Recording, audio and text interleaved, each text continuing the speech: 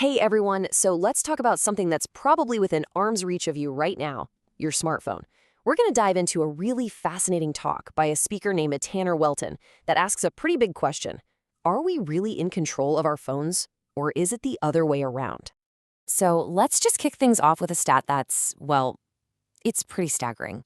According to the research Tanner found, 80% of children check their phones every 5 minutes. I mean, just think about that. Every 5 minutes. That is a level of constant distraction that's kind of hard to even wrap your head around. Okay, so let's make this personal for a second. What about you? Imagine you can't find your phone right now. What's that first immediate reaction? Are you totally calm, just thinking, it'll turn up? Or do you get that little jolt of panic? You know, the frantic patting of pockets, the frantic search. That gut reaction says a lot. And you know that feeling, that little freak out, it leads us straight into our first big topic. How can you tell when your phone use goes from just a habit to something more? Let's dig into what this modern addiction actually looks like. So, believe it or not, that fear of being without your phone, it actually has a name. It's called nomophobia. It's a real clinical term for the panic you feel when you're disconnected. Tanner, the speaker we're looking at, he had a much better name for it, though. Nomophobia. A pretty perfect way to describe that modern-day anxiety, right? And look, this isn't just a personal quirk. This is a full-blown global issue.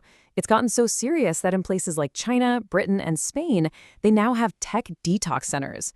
We're talking about actual facilities where parents send their kids to try and break their dependency on their devices. Wow. So why? Why is it so incredibly hard to just put the phone down? Well, the answer isn't just about self-control. It actually goes way deeper, right into our brain chemistry. Let's get into the science of what a simple like does to your brain. Okay, so here's how it works. It's this incredibly simple but really powerful feedback loop. Step 1, you post something. Step 2, you start getting those notifications, likes, comments. Step 3, your brain gives you a little reward, a hit of a chemical called dopamine. It makes you feel good. And what happens when something feels good? Step 4, your brain says, hey, I want more of that. Do it again.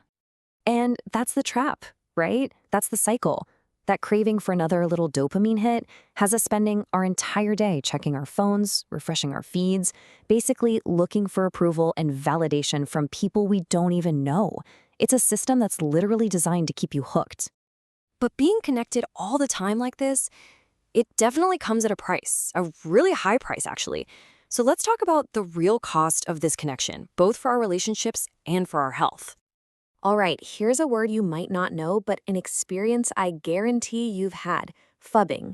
It's a mix of the words phone and snubbing. Sound familiar? You're trying to have a conversation with someone, but they're just staring at their screen. Or, let's be honest, have you ever been the one doing the phubbing? I mean, picture a couple out on a date. You'd think they'd be talking, connecting, but what do you see instead? They're both on their phones. They're texting other people, or maybe they're just screenshotting their food to prove to the internet they're having a good time, instead of, actually having a good time with each other. And you see this social disconnect everywhere. You've got families texting each other from different rooms in the same house. You see groups of friends all sitting together, but they're not talking. They're just scrolling in silence. It's even gotten to the point where they have to put up signs at kids' hockey games telling parents to put down their phones and watch their own children play. It's kind of wild. So, beyond the social stuff, there's a very real physical price we're paying for being glued to our screens. It's messing with our sleep, our eyes, and even our safety on the road. Let's start with sleep. That blue light from your screen, it basically tells your brain to stop making melatonin, which is the hormone you need to feel sleepy and get good rest. So that leads to bad sleep, which can cause eye strain, make you sick more often, and, this is a big one, it makes you tired, which contributes to car accidents. And speaking of accidents, if you need a visual for how dangerous texting and driving is, this is it. Taking your eyes off the road for just 5 seconds when you're going highway speed is like driving the entire length of a football field with your eyes closed. When you hear it like that, you really have to wonder what text could possibly be that important. Okay, so we've talked a lot about the problem. It all sounds a little doom and gloom, I know, but here's the good news. We can fight back. We can reclaim our attention.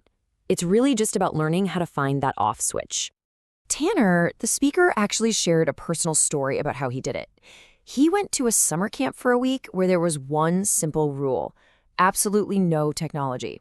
No phones, no computers, nothing. A total forced digital detox. And he said, yeah, at first it was really, really hard. But once he got over that initial hump, something incredible happened. He was actually present.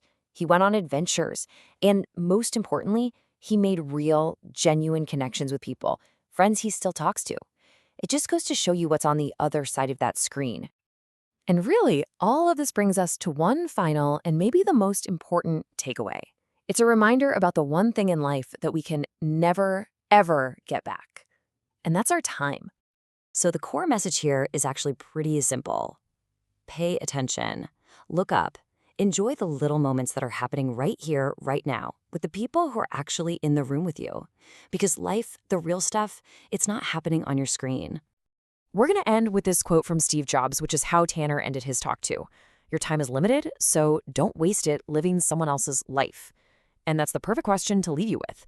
Are we using our time to live our own lives, or are we just scrolling through everyone else's?